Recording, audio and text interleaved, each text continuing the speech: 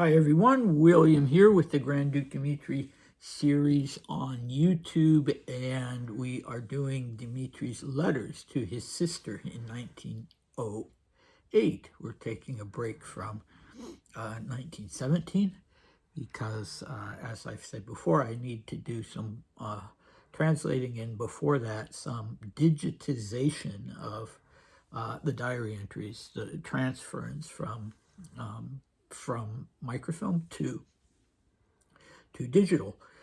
Okay, so we are up to the 22nd of November, and today the letter is coming from Tsarskoe Selo, the letter to Maria in Sweden. The previous letter was from the 3rd of October.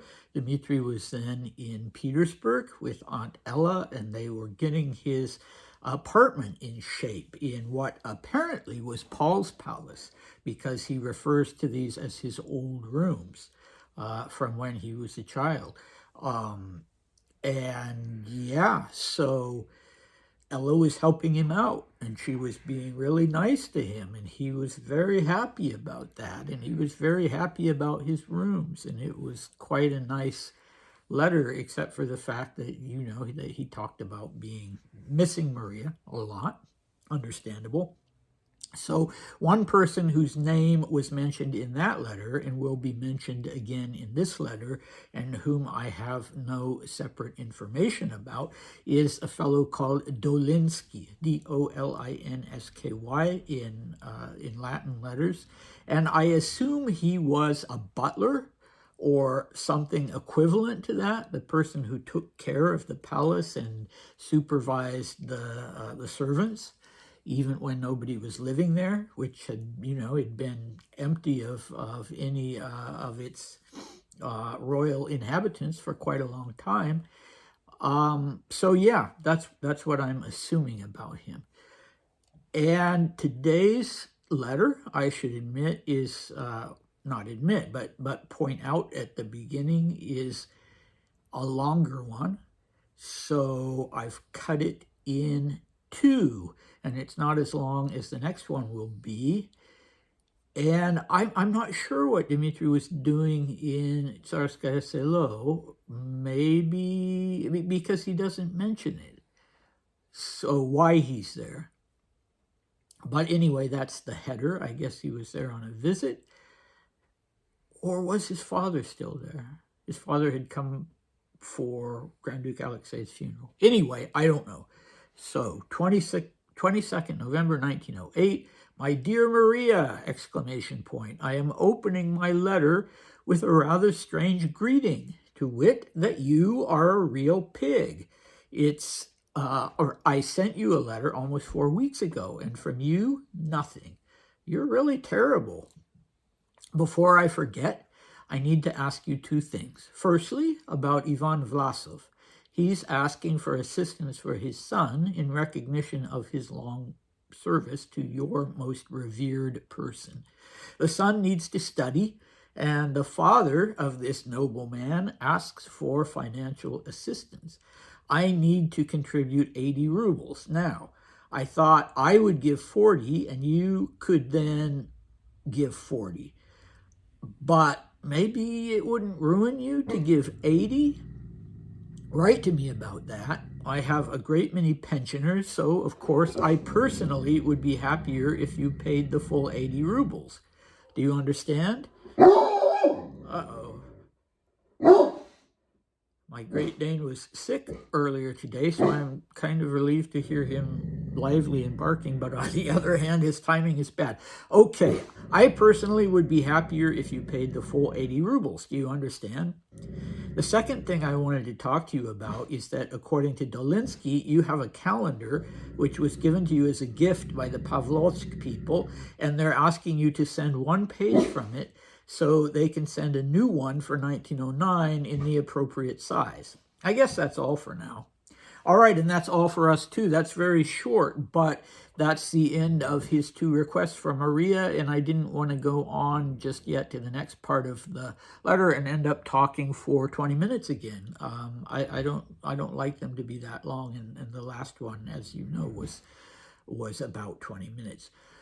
So, yeah, it'll just be short. There's not a whole lot to talk about this time. I mean, the siblings were not fighting. This was the way they talked to each other. We know from the past that Maria apparently had referred to Dmitri as her turd, and now Dmitri is calling her a real pig. So I somehow don't think they were offending each other with language like that. I can't honestly say that I ever had that kind of exchange with my sister, except when we were genuinely angry at each other. But, this was the nature of their relationship. They were comfortable, obviously, with this. What's really interesting in this part of the letter, I think, and there are some things to talk about, actually, after all, is that Dmitri at 17, he had not reached his majority. He would not reach his full majority until he was 25, as far as having financial control of his fortune. So at 17, he did not have control of his money, but it's interesting, and I think, a good thing that he was obviously being included, directly involved in financial decisions and budgeting. And so when this request came from a man who I can't give you any information about, except obviously he was a servant to Maria of some kind, or a tutor or something, when he comes and asks for probably tuition money for his son to study, that request is relayed to Dmitri. I don't know if he had a financial advisor who sat down with him and they went over the budget and they went over the money, but that was a good thing to do with a 17-year-old who would really be on his own once he reached his majority. Nobody knew that Grand Duke Paul would be coming back or what would be happening with that, so he needed to be prepared for that. Another interesting thing is that he and Maria were paying the money to their own staff, presumably their salaries and also other requests they had, like this man for the tuition money for his son.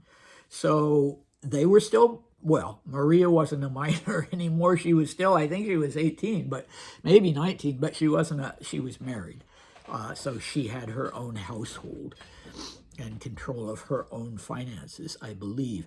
But as for Dmitri, and presumably for Maria too, when she was a child, apparently, at least from the time they were living with Sergei and Ella, they were paying their own staff. Paul was not paying their staff when they were minors, and Sergei and Ella were not paying their staff when they were minors, apparently. That seems odd, doesn't it? So what was Grand Ducal income? Well, both Grand Dukes and Grand Duchesses got a yearly income. The Grand Dukes was more, and it got higher when they reached their majority, so Dmitri would not yet have had that full income. All of this was determined by the statute on the imperial family, which was enacted in 1797 by the Emperor Paul I. And one of his biggest concerns was that there should be an end put to the possibility of women coming to the throne and ruling as empresses. He had been shoved aside by his mother, Catherine the Great, so he wanted to make sure that never, ever happened again. But that wasn't the only thing in the laws. Another one of the laws was that the Romanos could not marry into the aristocracy if they wanted to remain on the in the succession, in the line of succession, and obviously that was different for women who weren't in the line of succession anyway.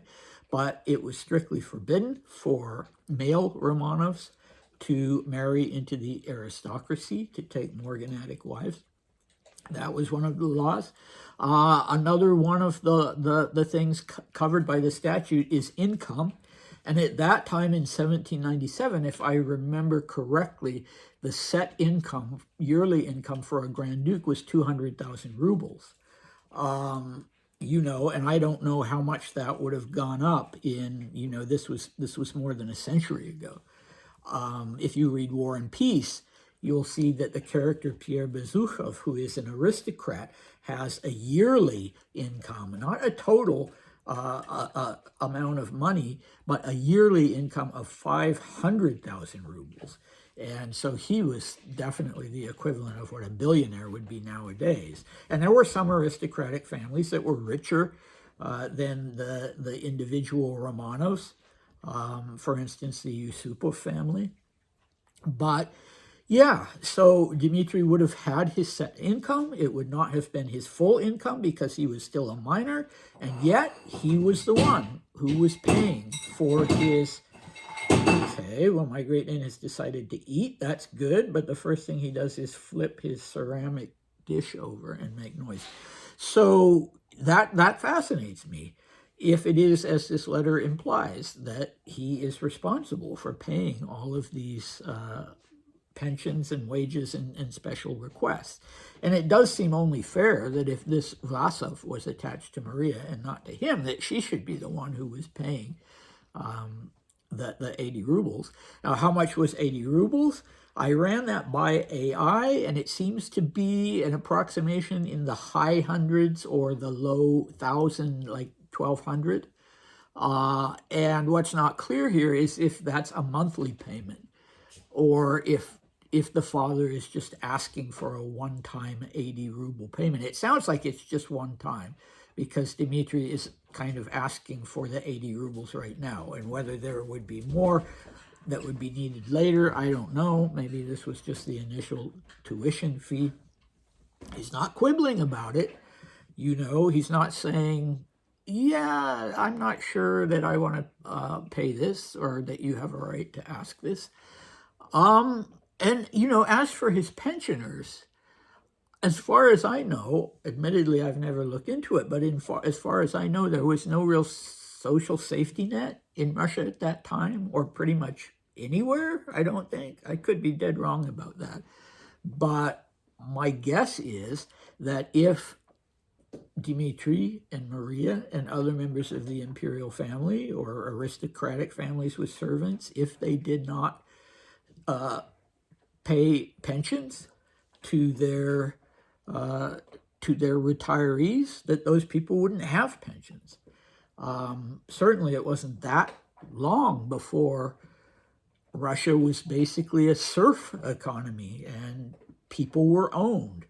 The crown, the Romanovs, were the biggest owner of souls and of land in the Russian Empire. And of course, the government did not pay a pension to your serfs when they were too old to work. You were responsible for that, and they were dependent on you. And if you didn't do it, you know, that was a horrific situation. Dmitri and Maria obviously had been raised to take this responsibility seriously. These people were not serfs, but probably when they entered into service, they were told what the terms would be of their retirement. It'd be really interesting to know. So, you know, there's still this sort of patriarchal element in place where if you want tuition for your son, you go directly to your former boss and say, will you please pay this? And you don't have an assurance, but, you know, at least as far as Dmitri is concerned, he obviously is a person of goodwill who's going to do that. Now going on to the calendar, the Pavlovsk people, I assume the Konstantinovichi had given Maria a calendar. You know what kind of calendar has pages that need to be measured. Maybe it was some big calendar, fancy calendar that she would hang on the wall, but they're going to send her another one for 1909, so they want to know the right size, and for some reason that request went through Dolinsky, who brought it up to Dmitri, which is kind of interesting because why wouldn't they, you know, send a note to Dmitri himself instead of sending it, say, to his office in this palace? So what will we, boy, I'm ending up talking for 20 minutes. Anyway, what do we have next time? Well, the death of Grand Duke Alexei Alexandrovich, that is. As we know, the little Tsarevich did not die in 1908. and Paul's visit on the basis, Grand Duke Paul, Dmitri's father's visit, I think the first time, was it the first time? No, I think he was allowed back into Russia when his brother Sergei died. This is another of his brothers, this time death from natural causes. And so he was allowed to come to Russia for that. And Dmitri, of course, was spending time with him. So that's what we'll be talking about. All right. I hope to see you then. Bye.